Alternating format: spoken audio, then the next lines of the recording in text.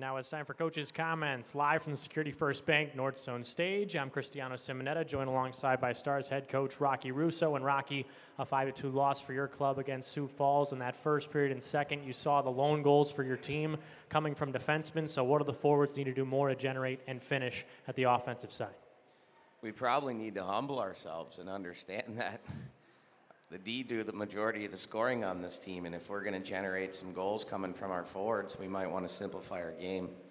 And I spent the last 4 hours telling our guys that we need to get pucks to the net, we need to create second and third chances, the rebounds are there off the pads, and we continue to try to fish pucks from dot to dot and make soft plays and pretty plays, and we had 0% success off of those things. So, I'm not angry. I'm just, my dad used to do that to me. I'm not angry at you. I'm just disappointed.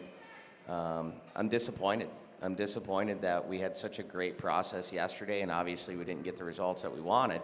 But today our process kind of stunk, and I really thought we turned the corner with our effort yesterday and our compete level, and then we went right back on the roller coaster again today.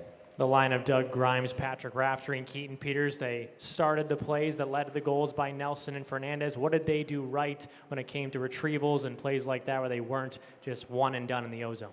Well, they worked really hard. I mean, they broke pucks out clean.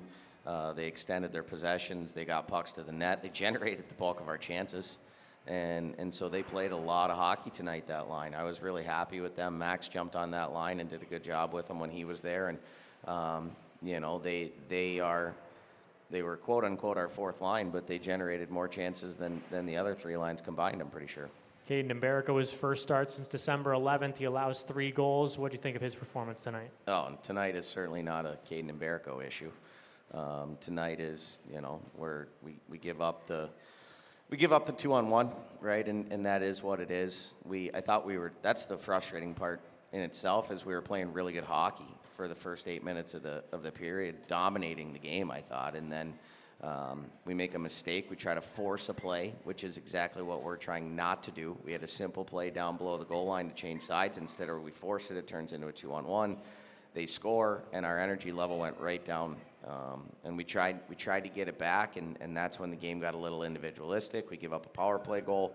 We had a chance to clear it. We didn't clear the net front. We made a multitude of mistakes on the penalty kill, which was frustrating. And then we got cued on the 4-on-4. And there's guys there that we trust, and they turned one over, and it ends up in our net. And even still, as bad as we're playing, it's a 3-2 game, and we had 20 minutes to come back, and we just didn't seem interested in the third period. We talked exactly about what we needed to do in the formula for success during the intermission, and we went right back to kind of just laissez-faire hockey in the third. So I'm disappointed, and we'll address it on Monday at practice. If you talk about disinterested play in the third period, what's the steps of galvanizing that group? Once again, it's 16 to 20-year-olds. It's not your first rodeo at doing this, and there's plenty of time left in the season to play your best hockey before April. Oh, of course. I'm not hitting any panic button here. I'm just, when you look at segments of the season and I look at where we are right now and where we could be if we would commit ourselves to doing little things on a consistent basis, we would be a little bit further along than we are. But I still think there's a lot of hockey to be played. There's a lot of development and growth that needs to happen, and that happens from Monday through Thursday. And so we'll put our work boots on Monday and get back to work. Rocky, thanks for doing this. Thank you. That was Coach's Comments presented by Southside Auto Tech, live from the Security First Bank North Zone stage. Stars lose.